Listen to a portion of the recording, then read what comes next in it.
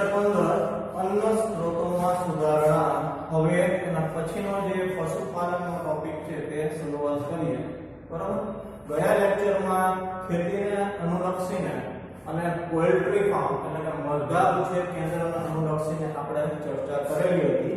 હવે પશુપાલનની અંદર ત્રીજો જે વ્યવસાય આવે છે તે મત્સ્ય ઉછેર અથવા મત્સ્ય ઉત્પાદન આવે છે. બરાબર. હવે એક વસ્તુ ધ્યાનમાં રાખજો કે દુનિયાની અંદર બે પ્રકારના જે માણસો છે તે પોતાનો ખોરાક તરીકે ઉપયોગ કરે છે. એક તો શાકાહારી લોકો હોય છે અને મિશ્રાહારી લોકો પણ હોય છે. બરાબર.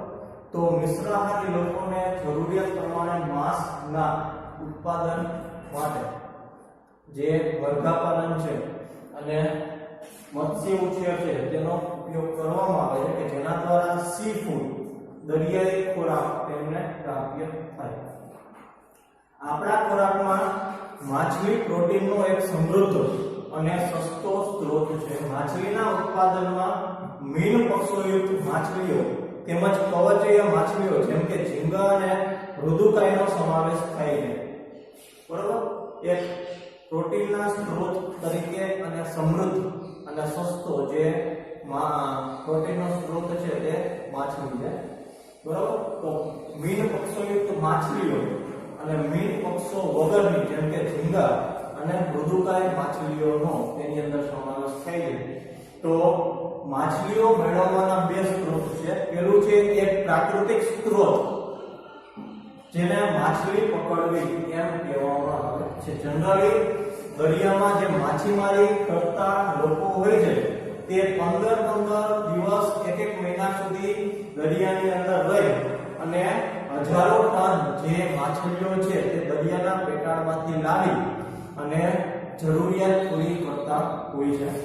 અને બીજા નંબરે છે કે મત્સ્ય પાલન કે જેની અંદર માછલાનું ઉત્પાદન કરવામાં આવે છે કે જેમાં તમે કોઈ યોગ્ય જગ્યાએ એક કૃત્રિમ તળાવ બનાવી અને તેની અંદર જે માછલી હોય છે તેનું જો ઉત્પાદન કરવામાં આવે તો નાની માછલીઓમાંથી મોટી માછલીઓ થાય અને ત્યારબાદ તમે તેને વેચી અને જે પ્રોફિટ છે એ મેળવી શકો છો. તો માછલીઓના જળ સ્ત્રોત પણ બે છે. એક તો ખારા પાણીની માછલી કે જે દરિયાની માછલી તરીકે પણ ઓળખાય છે અને બીજું છે મીઠા પાણીની એટલે ક્ષારવિહીન પાણીની માછલી. ક્ષારવિહીન પાણીઓની અંદર નદીઓ અને તળાવોનો સમાવેશ થાય છે. એટલા જ માટે માછલી પકડવી, તેનું સંવર્ધન કરવું સમુદ્ર અને મીઠા પાણીના નિવર્તન તંત્રોમાં તે કરી શકાય છે. એક વસ્તુ તમે ધ્યાનમાં રાખજો કે દરિયાના પાણીની માછલી હોય તે નદીના પાણીમાં સેટલ ન થાય. જો તેને દરિયાના પાણીમાંથી નદીના પાણીમાં નાખવામાં આવે તો તે તરત મૃત્યુ પામે છે અને મીઠા પાણીની માછલી દરિયાના પાણીમાં રહી શકશે નહીં. કેમ કે બંનેનું જે નિવસન તંત્ર છે તે અલગ અલગ હોય છે. દરિયાની અંદર ક્ષારનું પ્રમાણ એટલું બધું હોય છે કે જે એની અંદર નિવસન તંત્રમાં એકવાર સેટલ થયેલી જે માછલી છે તે બીજા નિવસન તંત્રને અનુકૂળ થઈ શકશે નહીં. એવી રીતે નદી તંત્રમાં રહેલી જે માછલી હોય છે કે જ્યાં ક્ષારનું પ્રમાણ સાવ ઓછું હોય છે તો એવા નિવસન તંત્રમાં જે સેટલ થયેલી માછલી છે તે દરિયાના નિવસન તંત્રમાં પોતાનું જીવન ટકાવી શકશે નહીં. બરાબર. તો હવે પેલું આવે છે દરિયાઈ મત્સ્ય ઉછેર. ભારતને 7500 કિલોમીટર સુધીનો જે દરિયા કિનારો છે તે મળેલો છે. તેના સિવાય સમુદ્રની ઊંડાઈ સુધી તે વધુ પ્રચલિત હોય છે. સૌથી વધારે પ્રચલિત આપણા ભારતના દરિયા કિનારે મળી આવતી માછલીઓ હોય છે તે છે પ્રોમ્ફ્રેટ, મેક્રેલ, ટુના, સાર્ડિન્સ અને બોમ્બે ડક. દરિયાઈ માછલીઓ પકડવા માટે વિવિધ પ્રકારની જાળીઓનો માછલી પકડવાવાળા હોડીઓનો ઉપયોગ કરે છે. અત્યારે સેટેલાઇટ અને પ્રતિધ્વનિ યંત્રની મદદથી પણ તમે ખુલ્લા સમુદ્રમાં માછલીઓના મોટા સમૂહની જે તપાસ છે તે કરી શકાય છે અને માછલાનું ઉત્પાદન વધારી શકાય છે. બરાબર. જે નાના પાયે માછીમારી કરતા હોય તો તેમની પાસે નાની બોટ હોય અને જનરલી માછલી પકડવાની એક જાળ હોય કે જેઓ દરરોજ દરિયામાં જઈ નજીકના વિસ્તારમાં અને પોતે માછલી પકડી અને બજારમાં વેચી શકે. અને બીજા નંબરે કે મોટું ઉત્પાદન કરતા માછીમારીનું મોટા પ્રમાણે ઉત્પાદન કરતા જે માછીમારો હોય છે તેમની પાસે અત્યંત આધુનિક જે બોટ હોય છે. આ ઉપરાંત તેઓ સેટેલાઇટનો પણ ઉપયોગ કરે છે કે જ્યાં માછલીઓનું મોટું ઝુંડ હોય ત્યાં જઈ અને તેઓ હજારોની સંખ્યામાં માછલીઓને પકડી શકે છે. કેટલાક આર્થિક મહત્વવાળી સમુદ્રી માછલીઓને સમુદ્રી પાણીમાં સંવર્ધન કરવામાં આવે છે. તેમાં મુલેટ, ભેટકી અને ફ્લેશ સ્પોટ કવચણીય માછલીઓ જેવી કે ઝીંગા, મુસળ, ઓયસ્ટર, તેની સાથે સમુદ્રી નીંદણનો પણ સમાવેશ થાય છે. દરિયાઈ નીંદણ મોતી છીપનું સંવર્ધન મોતીઓને પ્રાપ્ત કરવા માટે કરવામાં આવે છે. હવે અમુક પ્રકારની જે માછલીઓ હોય છે તે આર્થિક રીતે બહુ નફો કરનારી હોય છે, તો તેવા પ્રકારની માછલીઓનું શું કરવામાં? સંવર્ધન એટલે કે ખેતી કરવામાં. ખેતી એટલે કૃત્રિમ તળાવ બનાવી અને તેનો ઉછેર કરવામાં આવે. અને દરિયાઈ નીંદણ તમને કીધેલું છે, તો દરિયાઈ નીંદણ હકીકતમાં કવચવાળી માછલી હોય છે કે જેની અંદરથી આપણને મોતી મળે છે. તેનો પણ જે ઉત્પાદન છે તે કરવામાં આવે. ભવિષ્યમાં દરિયાઈ માછલીઓના ભંડાર ઓછા હોવાની સ્થિતિમાં આ માછલીઓની પૂર્તિ સંવર્ધન દ્વારા થઈ શકે અને આ પ્રણાલીને દરિયાઈ સંવર્ધન કહેવામાં આવે છે. એના પછી આવે છે અંતઃસ્થળની મત્સ્ય ઉછેર. અંતઃસ્થળીય મત્સ્ય ઉછેર એટલે નદી કે કૃત્રિમ તળાવનો ઉપયોગ કરીને ઉછેરવામાં આવતી જે મીઠા પાણીની માછલી છે તેને અંતઃસ્થળીય મત્સ્ય ઉછેર કહેવામાં આવે છે.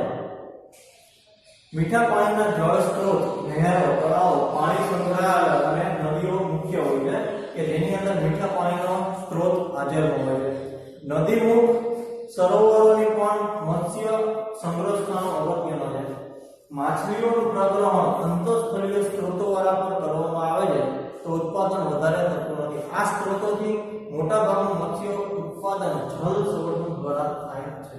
હવે દરિયાની અંદર મળતી જે માછલીઓ છે એનું પ્રમાણ વિશાળ છે, જ્યારે જમીન ઉપર આવેલા જે નદીના સ્ત્રોતોમાંથી માછલીઓ છે એનું પ્રમાણ એક લિમિટેડ માત્રામાં છે.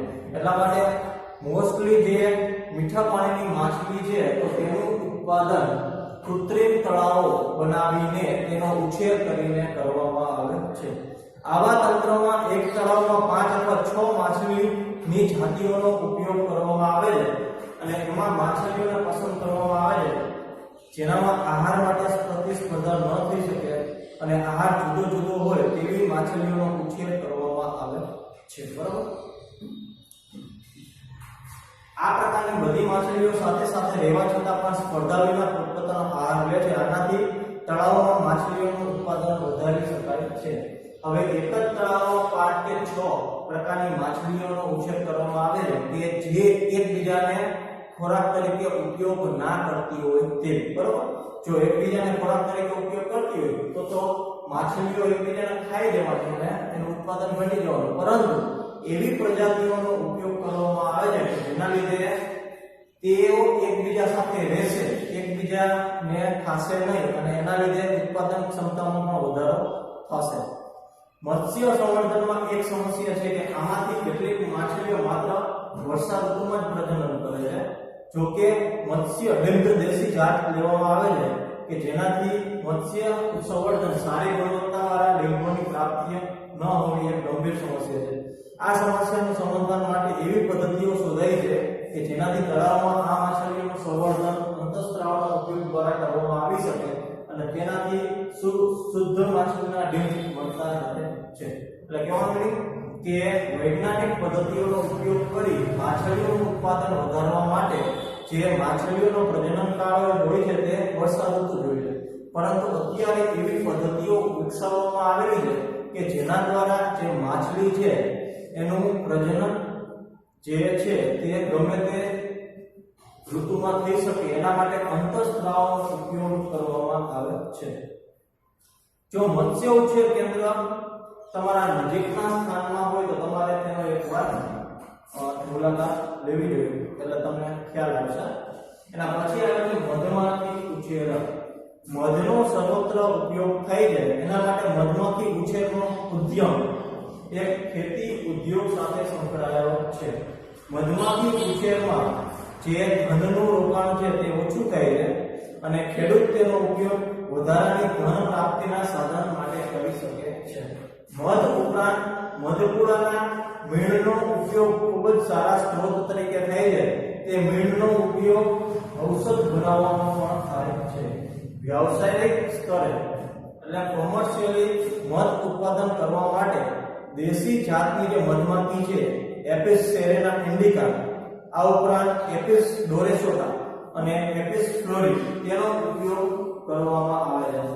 ઇટાલીની મધમાખી એપિસ મેલિફેરાનો ઉપયોગ મધના ઉત્પાદનમાં વધારવા માટે થાય છે અને વ્યાવસાયિક મધ ઉત્પાદનમાં આ મધમાખીનો સામાન્યતઃ ઉપયોગ કરવામાં આવે છે. ઇટાલીની મધમાખીમાં મધ એકત્ર કરવાની ક્ષમતા ખૂબ જ વધારે હોય છે અને તેઓ ડંખ પણ ઓછા મારે છે અને નિર્ધારિત સમયગાળામાં તે મધનો એક સારો જથ્થો છે તે આપેલા મધપુડામાં એકત્ર કરી શકે છે અને તેની જે પ્રજનન ક્ષમતા છે તે પણ વધારે છે જેના દ્વારા તે વધારેમાં વધારે મધમાખીઓનો જે વિકાસ છે તે કરી શકે છે. મધની કિંમત તથા ગુણવત્તા મધમાખીઓ તેમના ખોરાક અથવા તો તેઓને મધ એકત્ર કરવા માટે જે ફૂલો આપેલા છે તેના ઉપર હોય છે. મધમાખીઓ ફૂલોમાંથી મધુરસ અને પરાગ એકત્ર કરી અને પોતાના ખોરાકની પ્રાપ્યતા અને પુષ્પોની જાતો મધના સ્વાદને કરી શકે છે. તો અહીંયા 15મું ચેપ્ટર પૂરું થાય છે, બરોબર. અને પછીના લેક્ચરમાં આપણે 7મું ચેપ્ટર જે અધૂરું છે તેનો અભ્યાસ કરીશું.